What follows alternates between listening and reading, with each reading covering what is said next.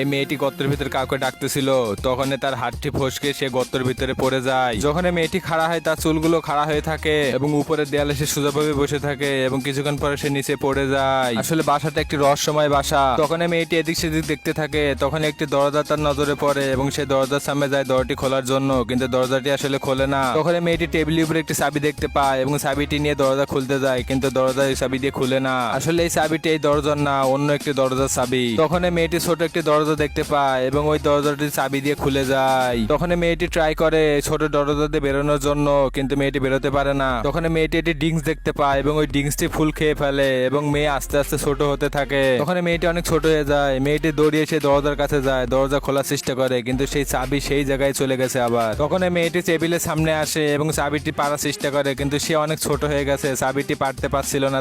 তখন এই মেয়েটি একটি বক্স দেখতে পায় এবং বক্সের ভিতরে একটি জিনিস পায় এবং সেই জিনিসে লেখা আছে ইট।